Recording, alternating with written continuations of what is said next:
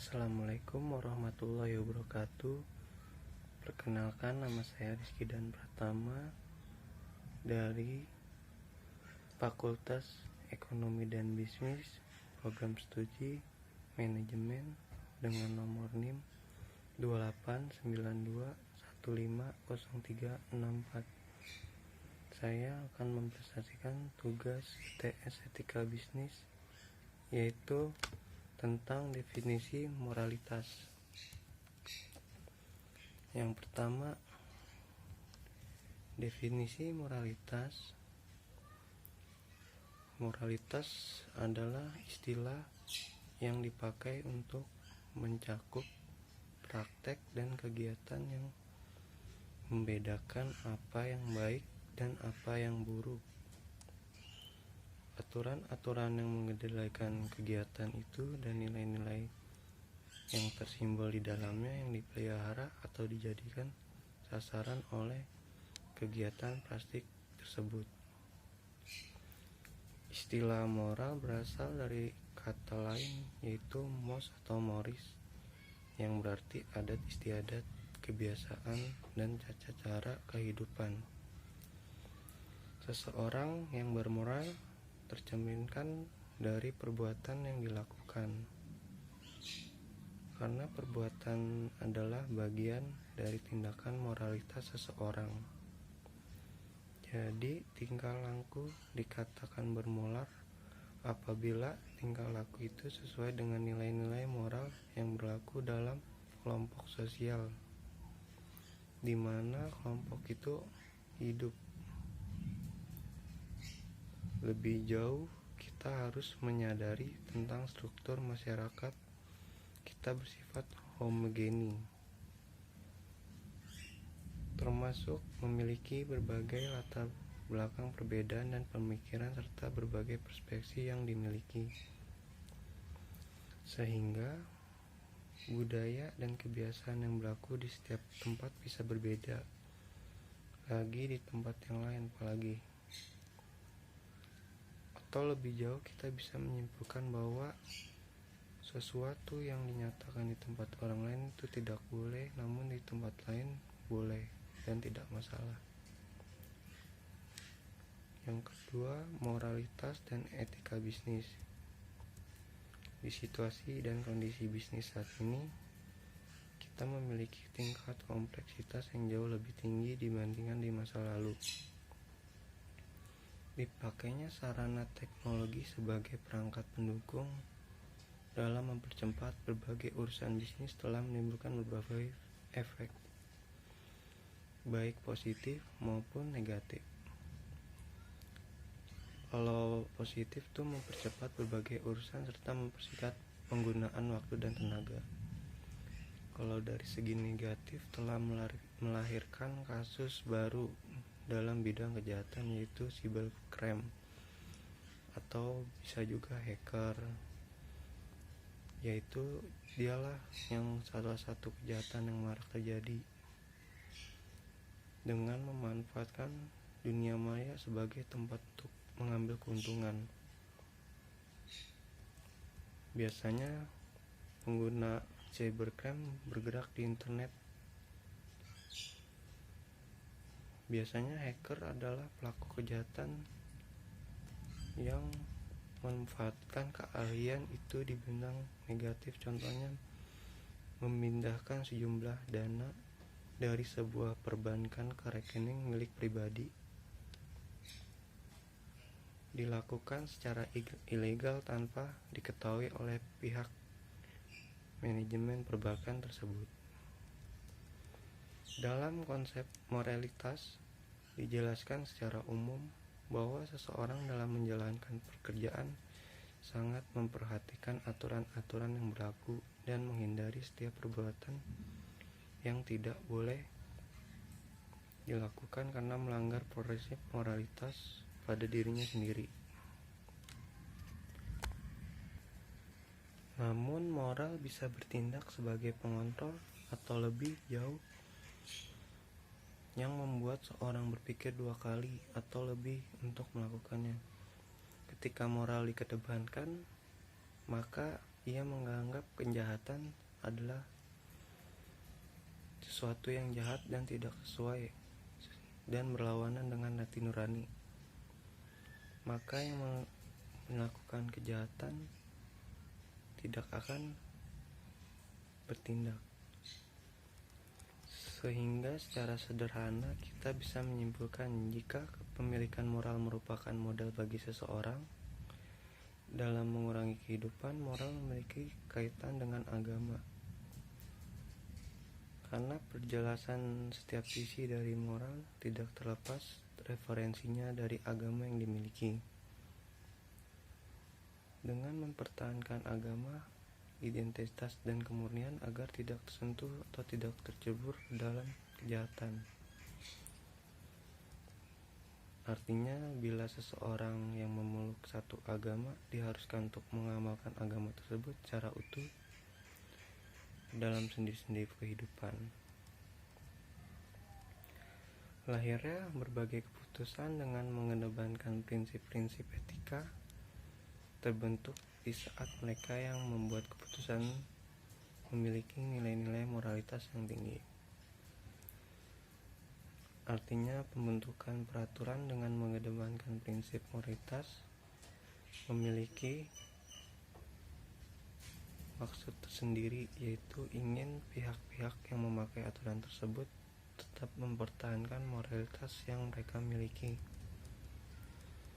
Memang setiap orang memiliki sisi moralitas masing-masing, namun moralitas tersebut akan memudar dengan sendirinya di saat seseorang lebih tergoda untuk melakukan imoralitas atau tindakan tidak moral. Setiap orang diyakini memiliki prinsip moral dan tercermin dari hati nurani yang dimilikinya.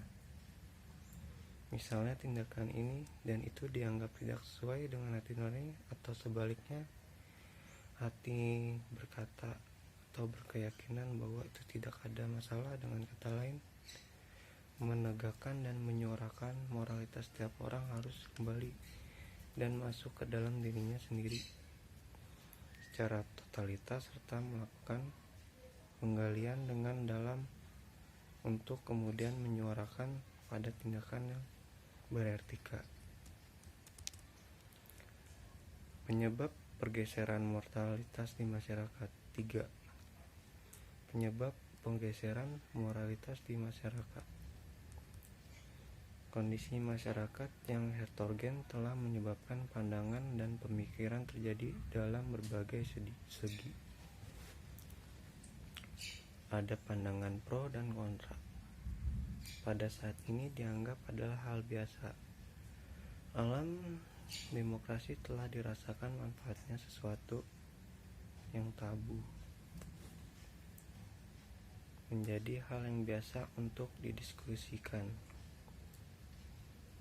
Di satu sisi, masyarakat menganggap ini sebagai kemajuan, namun di sisi lain masyarakat ini menganggap sebagai demokrasi yang tidak terkontrol atau melewati batas-batas aturan. Salah satu persoalan yang akan timbul dari proses pemilihan tersebut pada saat kepemilikan moralitas sang pemilah adalah rendah,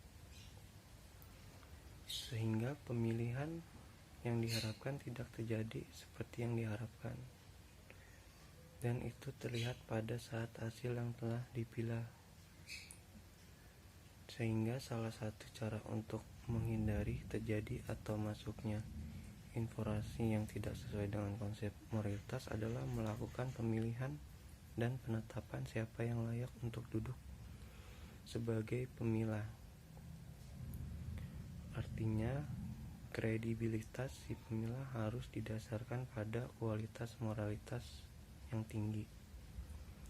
Dengan kepemilikan moralitas yang tinggi tersebutlah nanti hasil pemilihan yang akan memiliki nilai moralitas yang diinginkan. Misalnya pada perusahaan yang bergerak di bisnis infotainment dianggap memiliki tingkat serius. Pada tingkat serius ini bisa memengaruhi dan mendorong terbentuknya moralitas di masyarakat.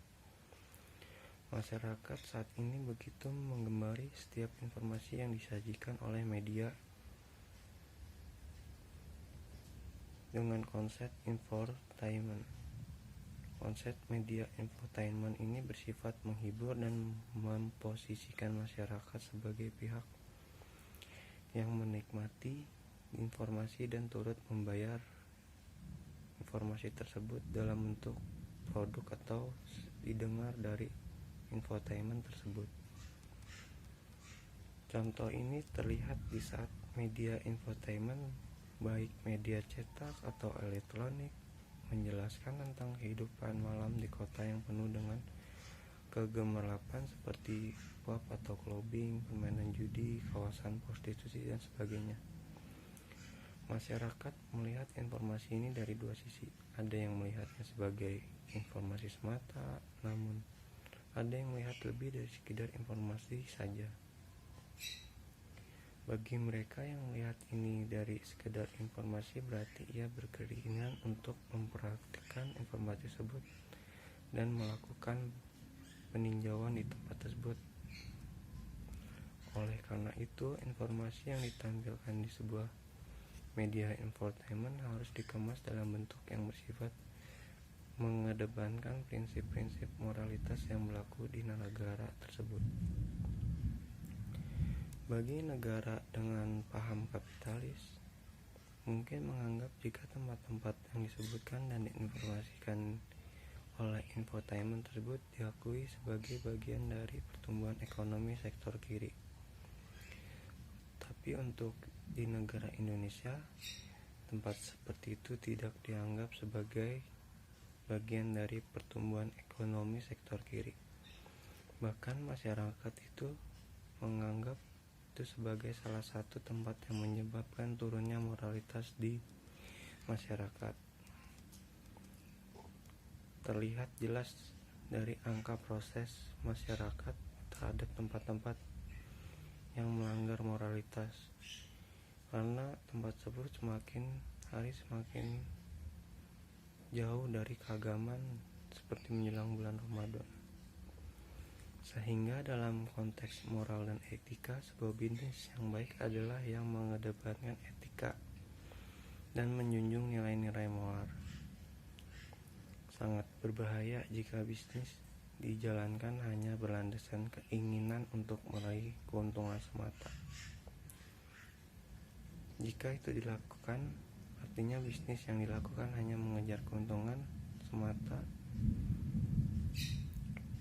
Padahal yang dimaksud dengan pembangunan adalah pembangunan dalam arti yang tinggi, atau lebih jauh membentuk manusia yang seutuhnya.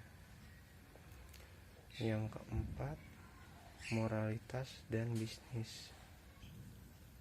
Bisnis tidak boleh dibangun hanya berlandaskan pada keinginan mendapat keuntungan semata atau mengejar kekayaan saja. Bisnis dan moralitas pada prinsipnya memiliki hubungan yang kuat.